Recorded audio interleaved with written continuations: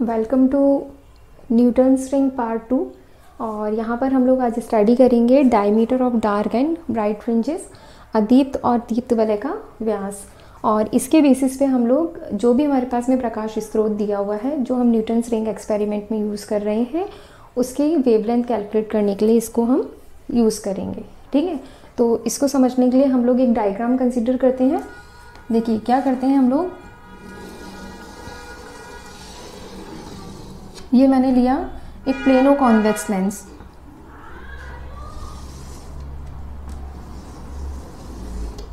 ये मेरे पास में है एक प्लेनो कॉन्वेक्स लेंस, जिसका ये मेरे पास में एक सेंटर पॉइंट है C। ठीक है, और ये जो इसका सेंटर पॉइंट है, इससे यहाँ तक, ये सपोज किया जैसे मैंने एक A पॉइंट ले लिया, तो इस A पॉइंट तक ये अपने पास में समतुत्तर लेंस की वक्रता त्रिज्या है ना, रेडियस ऑफ कर्वेचर है। और C इक्वल्स टू R।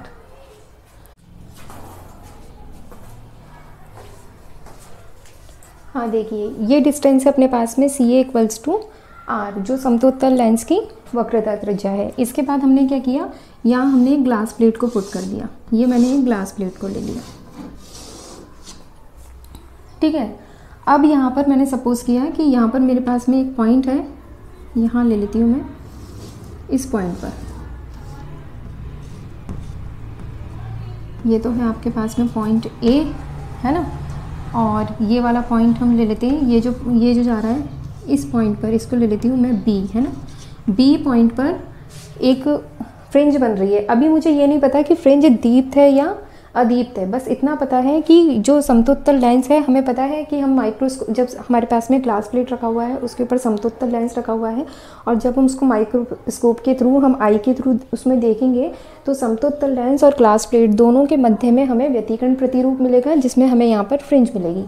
तो मैंने सपोज कर लिया कि B पॉइंट पर मुझे एक सर्कुलर फ्रिंज मिल रही है। तो अगर वो सर्कुलर फ्रिंज मुझे यहाँ मिलती है इस तरीके से, तो उस फ्रिंज का सेंटर पॉइंट कौन सा होगा, ये O होगा। और ये जो OB है, ये इस फ्रिंज की त्रिज्या होगी। फ्रिंज की त्रिज्या कितनी होगी, ये OB होगी। तो मैंने सपोज कर लिया कि मेरे पास में जो OB है वो कितना है, वो R है, फ्रिंज की त्रिज्या है।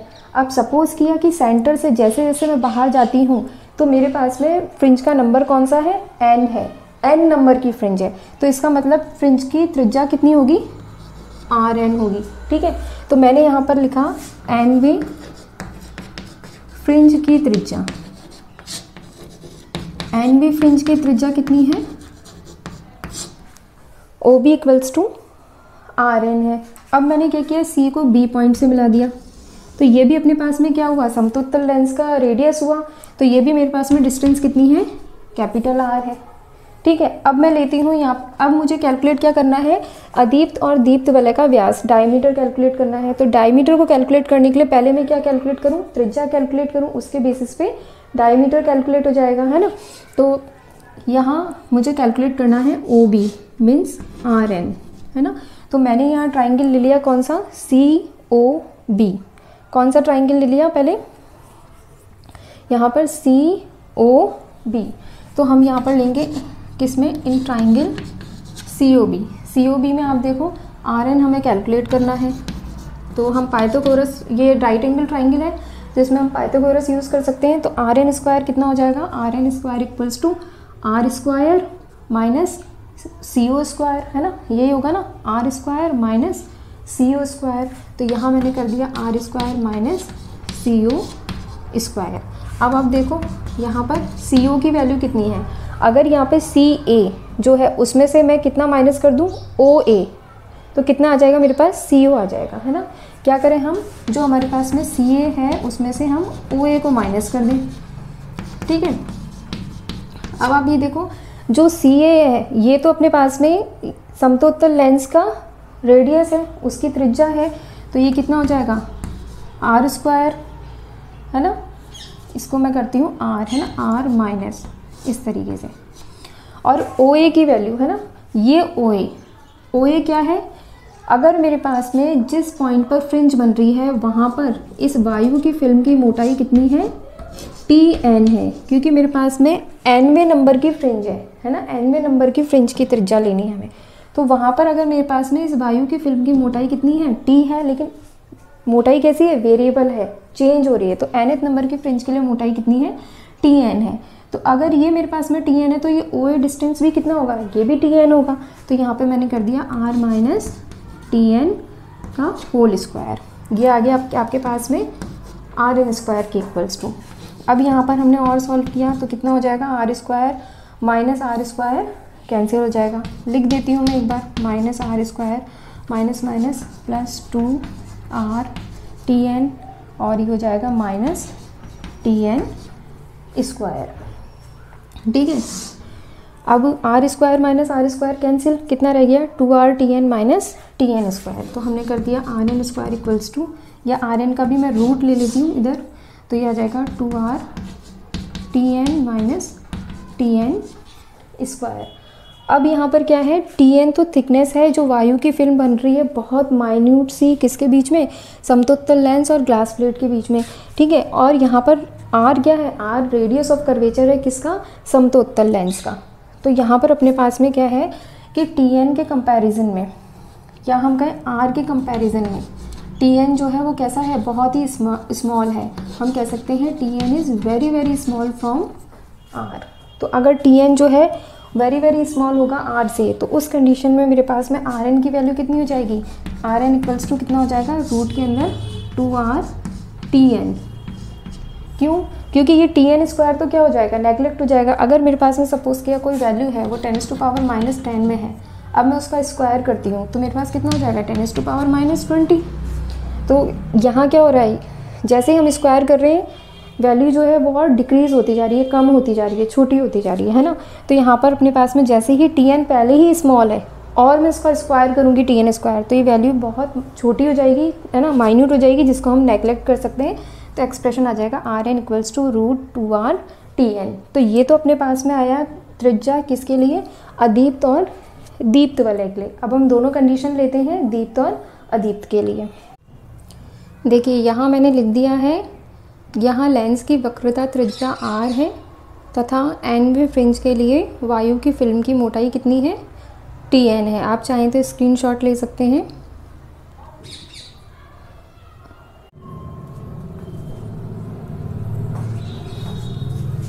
हाँ देखिए क्या आया था हमारे पास में, radius R N equals to आ गया रूट 2r टी एन। ठीक है, ये एन वी अदीप्त फ्रिंज का व्यास आया, एन वी अदीप्त या दीप्त है ना, तो मैं कर देती हूँ इसको एन वी फ्रिंज का व्यास, सॉरी त्रिज्या, वेरी सॉरी, एन वी फ्रिंज की त्रिज्या आ गई R N equals to root 2r T N. अब हम लोग यहाँ पर व्यास देख लेते हैं। अगर मैं व्यास को डिनोट करूँ कैपिटल डी से एनवे नंबर की फ्रिंज के लिए, तो वो कितना हो जाएगा, त्रिज्या का ट्वाइस हो जाएगा।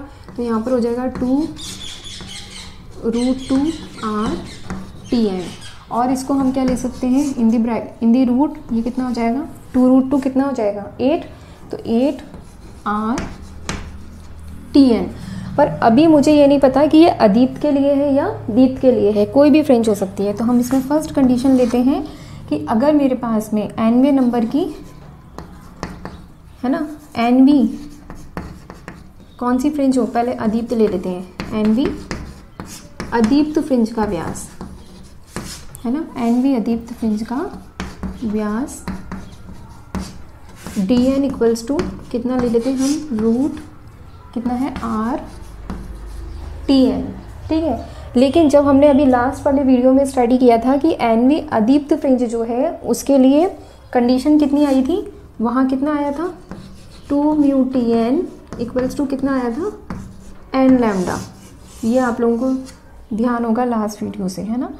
एनवी अदीप्त फ्रिंज के लिए जो प्रतिबंध आया था, किसके लिए, एनवी अदीप्त फ्रिंज के लिए,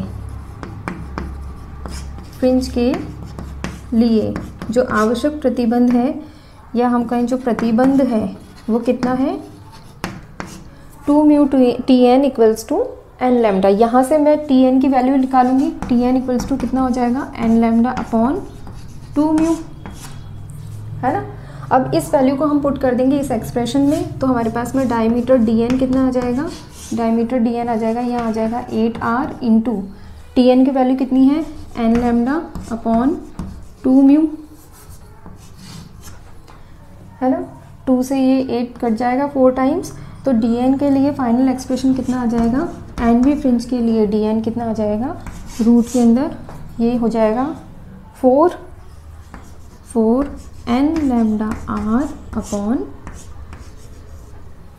म्यू, है ना। ये कंडीशन आ जाएगी अपने पास में D N equals to root 4 N lambda R upon mu.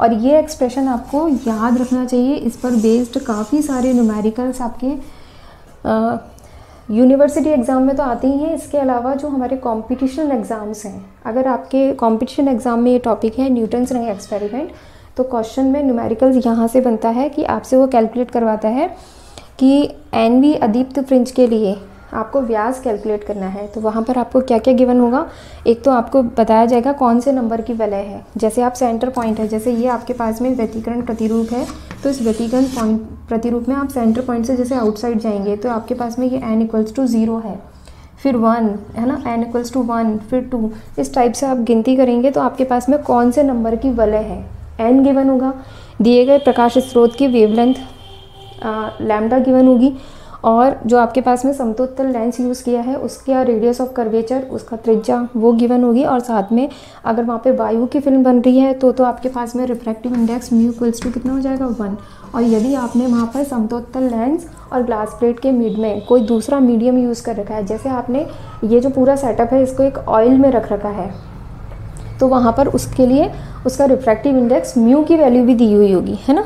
उन सब वैल्यूज़ को आप पुट करेंगे और इनको पुट करने से अपने पास में डायमीटर डी एन कैलकुलेट हो जाएगा। तो ये आपका फॉर्मूला जो है अदीप्त फ्रिंज के लिए, अदीप्त वलय का व्यास, ये बहुत इंपॉर्टेंट है।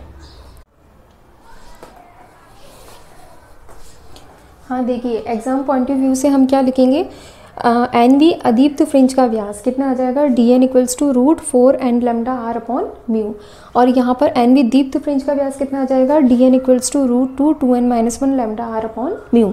तो यहाँ पर जो फ्रिंज का व्यास है वो किसके अनुक्रमानुपाती है, किसके प्रोपोर्शनल है, फ्रिंज क्रमांक एन के। फ्रिंज क्रमांक एन हमें कहाँ से लेना है, सेंटर से। और भी कई एक्सपेरिमेंट है जिनमें हम व्यतिकरण प्रतिरूप जो है उसमें फ्रिंजेस को जब हम काउंट करते हैं तो हम बाहर से काउंट करना स्टार्ट करते हैं या कभी अंदर से। तो यहाँ पर न्यूटन वाला प्रयोग जो है इसके अंदर हमें सेंटर पॉइंट से स्टार्ट करना है और आउटसाइड जाना है n इक्वल्स टू 0, 1, 2, 3, 4 इस टाइप से, ठीक है। तो जैसे जैसे हम यहाँ से सेंटर से बाहर की तरफ जाते जाएंगे वैसे वैसे क्या होगा, ये डायमीटर जो है वो इंक्रीज़ होता जाएगा, ये तो नेचुरल सी बात है ना। फिर ये जो व्यास है ये किसके अनुक्रमानुपाती है, प्रकाश की तरंग दैर्ध्य के, उसके साथ साथ में लेंस की जो वक्रता त्रिज्या r है उसके भी प्रोपोर्शनल है dn यहाँ, है ना, और जो उसके अनुक्रमानुपाती है प्रोपोर्शनल है, तथा माध्यम के अपवर्तनांक के वृत्त क्रमानुपाती है, मतलब इन्वर्सली प्रोपोर्शनल है ना। ये जो अपने पास में म्यू दे रखा है इसके व्यास जो है ये इन्वर्सली प्रोपोर्शनल है। तो इस टाइप से हम लोग एग्जाम में लिख सकते हैं।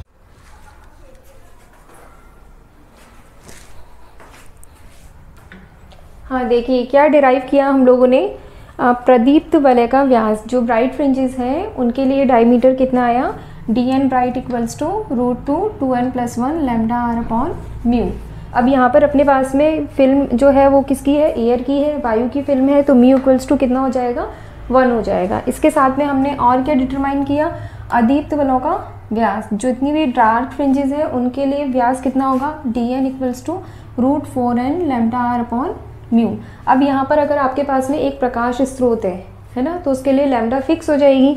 उसके साथ साथ में यहाँ पर जो आपने प्लेनो कॉन्वेक्स लेंस लिया है, जो समतोत्तल लेंस लिया है, उसकी रेडियस r भी फिक्स है। तो मेरे पास में प्रकाश स्रोत लैम्डा भी फिक्स है और r भी फिक्स है। इसके साथ में प्लेनो कॉन्वेक्स लेंस और ग्लास प्लेट दोनों के मध्य में वायु की फिल्म बन रही है, इसका मतलब म्यू भी फिक्स है, ठीक है। ये सारी चीज़ें फिक्स हो गई। इसका मतलब जो dn है, dn की वैल्यू किस पर डिपेंड कर रही है, dn कितना है मेरे पास में, dn equals to 2n plus 1 lambda R upon mu. तो dn की वैल्यू किस पर डिपेंड कर रही है एन पर डिपेंड कर रही है। जैसे जैसे एन वेरी करेगा dn भी चेंज होता जाएगा। सेम ऐसा ही अदीप्त वलय में, अदीप्त वलय का जो डायमीटर है ये तो आया अपने पास में किसके लिए, ब्राइट फ्रिंजेस के लिए, प्रदीप्त वलों के लिए। और अगर मैं इसको डार्क के लिए लूँ तो डार्क के लिए कितना आएगा मेरे पास में, √4n लैम्डा r/μ। ठीक है, ये आएगा। अगर μ = 1 है तो ये एक्सप्रेशन इसमें चेंज हो जाएगा, है ना। तो यहाँ पर भी अपने पास में ये सब चीज़ें कांस्टेंट चल रही हैं, डिपेंड किस पे करेगा, n पर, कि जैसे जैसे n वेरी करेगा वैसे वैसे व्यास भी वेरी करता जाएगा। यही होगा, जैसे मेरे पास में ये एक व्यतिकरण प्रतिरूप है और इस व्यतिकरण प्रतिरूप में जैसे जैसे मैं यहाँ से इनसाइड से आउटसाइड जाती जाऊँगी, मैं यहाँ पे काउंट करती जाऊँगी कि डार्क फ्रिंज के लिए मैंने लिया n = 0, फिर मैंने लिया n = 1, फिर लिया इसको n = 2, लास्ट वाले को लिया मैंने n = 3। जैसे जैसे मैं यहाँ पर n को इंक्रीज़ करती जाऊँगी उस अकॉर्डिंग यहाँ से डायमीटर भी इंक्रीज़ होता जाएगा, व्यास जो है वो बढ़ता जाएगा। ठीक है, अब हम लोग क्या करते हैं, देखिए अब हम लोग निकालते हैं यहाँ पर जो फ्रिंजेस हैं उनके मध्य का फ्रिंज अंतराल। ठीक है, क्या निकालते हैं हम, जो फ्रिंजेस हैं उनके मध्य का फ्रिंज अंतराल निकालते हैं।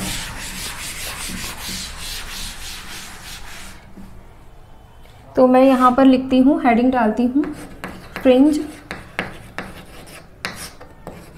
अंतराल, क्योंकि जब अपने पास को हम किससे डिनोट करते हैं, बीटा से डिनोट करते हैं। और हम क्या डेफिनेशन देते हैं फ्रिंज अंतराल के लिए, किन्हीं भी दो क्रमागत, दो अदीप्त या दीप्त फ्रिंजों के बीच की दूरी को हम फ्रिंज अंतराल कहते हैं। ठीक है, क्या डेफिनेशन देते हैं हम, किन्हीं दो क्रमागत दीप्त या अदीप्त फ्रिंजों के बीच की दूरी को फ्रिंज अंतराल कहते हैं। फ्रिंज अंतराल, है ना, फ्रिंज अंतराल कहते हैं।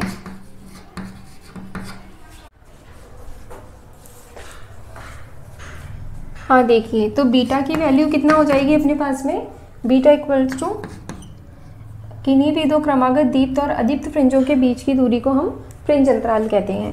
तो अगर मेरे पास में सपोज किया ये एक इंटरफेरेंस पैटर्न है, ठीक है, तो अगर मेरे को फ्रिंज अंतराल निकालना है, सपोज किया ये मेरे पास में n नंबर की फ्रिंज है, तो नेक्स्ट वाली कितने नंबर की होगी, n+1 नंबर की फ्रिंज होगी। और मुझे फ्रिंज अंतराल निकालने के लिए क्या करना चाहिए, जो nth नंबर की रेडियस है, nth नंबर की फ्रिंज के लिए जो रेडियस है उसको n+1 वाली रेडियस में से माइनस कर दें। तो माइनस करेंगे तो अपने पास में ये फ्रिंज अंतराल आ जाएगा ना, ये वाला, ये जो फ्रिंज अंतराल है, ये फ्रिंज अंतराल कब आएगा, जब मैं ये वाला जो डिस्टेंस है बाहर आउटर वाला, इसमें से इस डिस्टेंस को माइनस कर दूं, तो मैं n+1 वाली रेडियस में से n वाली रेडियस को माइनस कर दूं। ठीक है, तो हमारे पास में यहाँ पर क्या डेफिनेशन आएगी बीटा के लिए, ये आ जाएगा हमारे पास बीटा = कितना हो जाएगा, radius of n+1 minus radius of nth fringe, है ना, radius of n+1 fringe minus radius of nth fringe. ठीक है, तो यहाँ पर कितना हो गया, rn+1 माइनस rn, मैंने क्या किया, n+1 वाली रेडियस में से rn रेडियस को माइनस कर दिया। ये डिस्टेंस कितनी है, ये है rn+1, और ये रेडियस कितनी है, ये कितनी है, rn, तो हमने इसको माइनस कर दिया। अब क्या करना है, रेडियस क्या है अपने पास में, हाफ ऑफ डायमीटर, तो यहाँ पर मैंने लिया इसको = करके हाफ ऑफ, ये किसका हाफ होगी, जो डायमीटर n+1 फ्रिंज का है ना, और ये किसका हाफ होगी, जो nth नंबर की फ्रिंज का डायमीटर है उसका, तो दोनों में से हाफ को हमने कॉमन ले लिया। अब अपने पास में ये बीटा आ गया, beta = half dn+1 minus dn। अब हमें अभी ये नहीं पता कि हमारे पास में या दीप्त फ्रिंज है या अदीप्त फ्रिंज है। अब हम इसको फिक्स कर लेते हैं। यहाँ जैसे मैंने फर्स्ट केस ले लिया, क्या केस ले लिया, यहाँ पर दीप्त फ्रिंजों के मध्य फ्रिंज अंतराल, है ना, दीप्त फ्रिंजों के मध्य फ्रिंज अंतराल, है ना, इसको हम बोलेंगे बीटा। मैं इसको कर देती हूँ बीटा दीप्त।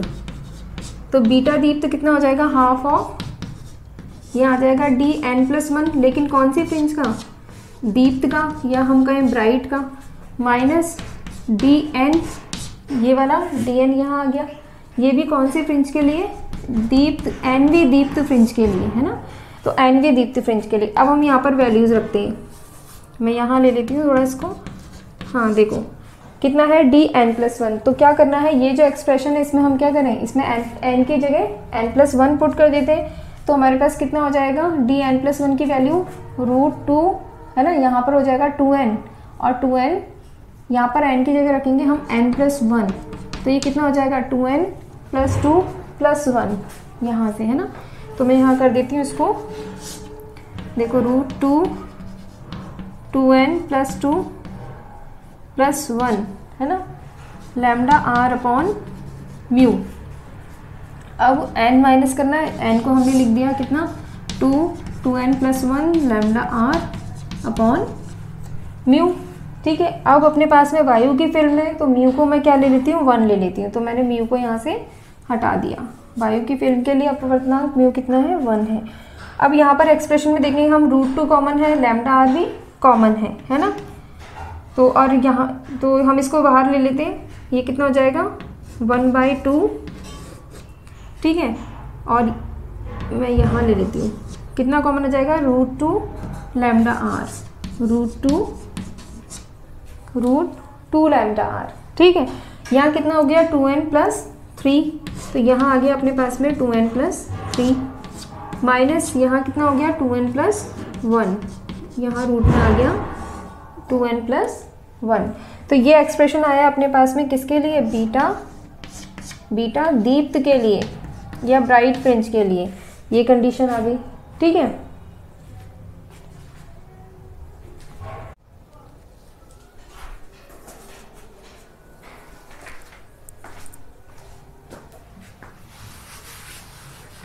एक्चुअली मुझे चेक करना पड़ता है कि जो यहाँ बोर्ड पर शो हो रहा है वो सारा का सारा कैमरे में दिख रहा है या नहीं दिख रहा है ना।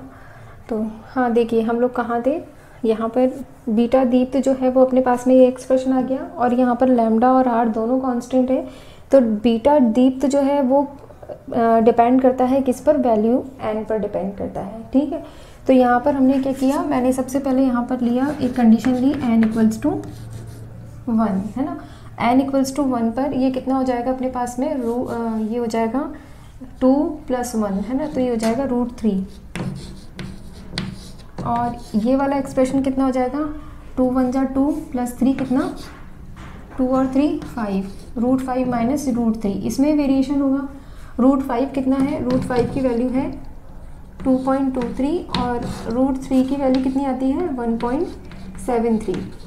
माइनस करोगे 3 - 3 0, और यहाँ पर हमने किया 12 में से 7 गए 5, और यहाँ कितना आ गया 0, तो ये आ गया 0.50। अब मैं लेती हूँ यहाँ n = 2, तो 2 लेते हैं, यहाँ कितना हो गया 2 × 2 = 4 + 3 कितना हो गया √7, माइनस यहाँ कितना हो गया 2 × 1 = 2 + 2 × 2 = 4 + 1 5, ठीक है। अब √7 जो है, √7 की वैल्यू कितनी है 2.64, माइनस हमने किया √5 कितना है 2.23, माइनस करेंगे 4 - 3 1 6 - 2 कितना आया 4, 2 - 2 0, 0.41। तो हम यहाँ पर ये देखते हैं कि जैसे ही मैंने n को इंक्रीज़ किया, है ना, तो क्या हुआ, फ्रिंज अंतराल जो है वो क्या हुआ, वो कम हो गया, वो डिक्रीज़ हो गया। जैसे जैसे हम n को इंक्रीज़ करते जा रहे हैं, वैसे वैसे जो फ्रिंज अंतराल बीटा है, ये वैल्यू हम बीटा में तो रखेंगे, तो बीटा जो है वो डिक्रीज़ होता जाएगा। मीन्स जब n जो है वो इंक्रीज़ करेगा तो बीटा जो है वो डिक्रीज़ कर जाएगा। तो हम यहाँ पर क्या लिखेंगे, दीप्त फ्रिंजों के लिए, है ना, दीप्त फ्रिंजों के लिए n के मान में वृद्धि करने पर, n के मान में वृद्धि करने पर क्या होता है, फ्रिंज अंतराल, है ना, फ्रिंज अंतराल फ्रिंज अंतराल बीटा के मान में कमी होती है।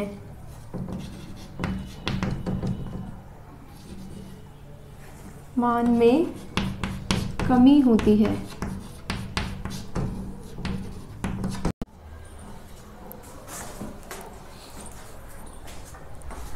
हाँ देखिए यहाँ पर डार्क और ब्राइट फ्रिंजेस तो हमें ऑल्टरनेट मिलती जाती हैं, लेकिन जैसे जैसे हम सेंटर पॉइंट से बाहर की तरफ आते हैं तो इन फ्रिंजों के बीच की दूरी जो है वो बहुत कम हो जाती है। जैसे ये जो है अपने पास में, इसमें ये जो डिस्टेंस है ये और कम हो जाएगा और ये फ्रिंजेस और पास पास में आ जाएंगी, इतनी पास पास में आ जाएंगी कि इनको अलग अलग देख पाना मुश्किल हो जाएगा, एक दूसरे में मिक्स मिलेंगी हमें, ये बहुत पास पास रहेंगी। तो हमें शुरू में तो एक फाइन पैटर्न मिलता है व्यतिकरण फ्रिंजेस का, है ना, जो इंटरफेरेंस फ्रिंजेस जो है उनका, और बाद में ये फ्रिंजेस जो है ये बिल्कुल पास पास में आ जाती हैं फ्रिंज अंतराल कम होने की वजह से। अभी ये तो हमने देखा दीप्त की कंडीशन में। अब हम देखेंगे अदीप्त बलों के लिए, है ना। तो अदीप्त बलों के लिए हम यहाँ पर सेकंड हेडिंग डालते हैं, अदीप्त बलों के लिए, अदीप्त बलों के लिए फ्रिंज अंतराल, फ्रिंज अंतराल। अब ये बीटा वो ही है, सेम कितना होना चाहिए, value of Rn+1 minus Rn, और ये कितना होना चाहिए, half of diameter Dn+1 minus Dn, है ना। अब Dn+1 किसके लिए चाहिए, हमें अदीप्त के लिए चाहिए। अदीप्त के लिए क्या एक्सप्रेशन अपने पास में, √4n lambda r, mu equals to तो 1 हो जाएगा। तो ये एक्सप्रेशन कितना आ जाएगा अपने पास में, हाफ ऑफ Dn+1 कितना हो जाएगा, यहाँ से देखो ये हो जाएगा 4n+1 lambda r minus 4n lambda r, ठीक है। अब हमने क्या किया, यहाँ तो लिया हाफ, ये √4 और यहाँ से √4, है ना, कॉमन है ना, √4 तो मतलब 2 आ जाएगा, 2 से 2 कैंसिल हो जाएगा, मैंने अभी इसको हटा ही दिया, ठीक है। यहाँ पर कितना हो गया, n+1, तो मैंने लिया यहाँ पर n+1 माइनस √n, और यहाँ कितना आ गया, √λ r, ठीक है। अब लैम्डा और r तो कांस्टेंट है ना, वही चीज़ की वेवलेंथ कांस्टेंट है प्रकाश स्रोत की, और उसके साथ में रेडियस भी, जो लेंस का रेडियस है वो भी कांस्टेंट है। तो डिपेंड किस पे कर रहा है, बीटा डिपेंड करेगा √n+1 माइनस √n पर। अब हम वापस से डिपेंडेंसी चेक करेंगे, कैसे, जैसे अभी यहाँ पर की थी दीप्त के लिए, ऐसे ही हम बीटा अदीप्त चेक करेंगे। इसको मैं हटा देती हूँ,